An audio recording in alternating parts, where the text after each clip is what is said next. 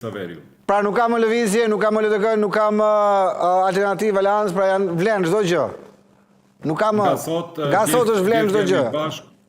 Gjithë jemi bashkë në një zë, në një strukturë, në një organizatë. E kuptoj. Sa vështirë është për bazën, do të Kacami, për qytetarët e thjeshtë? Është Le themi për mbështetjen e lëvizjes Besa për gjithë tjerët, pra për ku diun për gjithë partitë, po i marr me radhë, por me që jeni ju përfaqësues, keni qenë, se tashmë jeni vlen. Sa vështirë është t'ja tregoje dhe t'ja shpjegoje votuesve këtë gjë?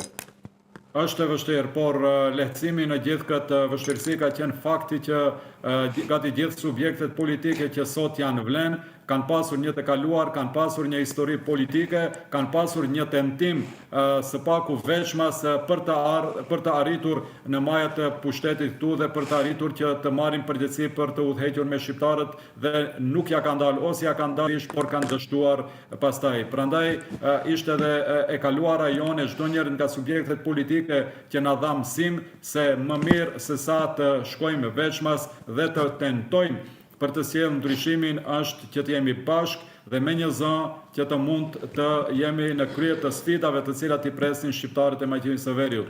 Prandaj them edhe një herë vështirësia që për t'i bërë bashkë 5 subjekte politike na lehtësoi përvojë çdo njërit nga këto subjektet politike, strukturat tona, të cilat sigurisht që ka qenë vështirë sepse kemi pasur 5 organizime të ndryshme, pra kryesi qendrore, kuvende qendrore, deg dhe nëndeg, dhe tani më gjithë këto do duhet të shkrihen dhe të bëhen në një subjekt të vetëm. Por si do qoftë edhe një herë, duke pasur parasysh faktin që subjektet politike, partitë politike themelohen për të marrë pjesë në zgjedhje, për të fituar ato zgjedhje apo për të fituar besimin e qytetarëve që t'i përfaqësojnë ata në qeveri, atëherë modeli më i mirë për të arritur këtë qëllim në politikë ishte duke u bërë bashkë në një subjekt, në një sigël, në një emër, në një organizatë siç është vlen.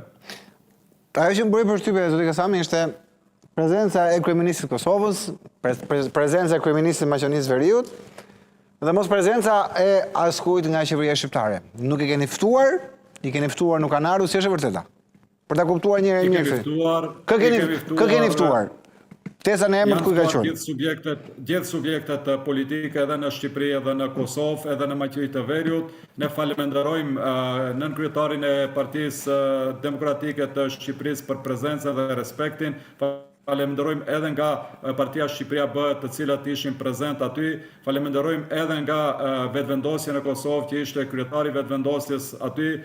Falenderojmë edhe nga Alianca për shqiptarët me në krye Zjadin Selen nga Maqedonia që ishin prezent, nga Lugina e Preshevës ishte prezent kryetarja e Preshevës, pra gjithë ata që morën pjesë, kurse ata që nuk kanë marrë pjesë gjithë kish kanë pasur ftesë, por le të vendosin ata dhe le të vlerësojnë ata sepse nuk kanë qenë pjesë e këtij kongresi.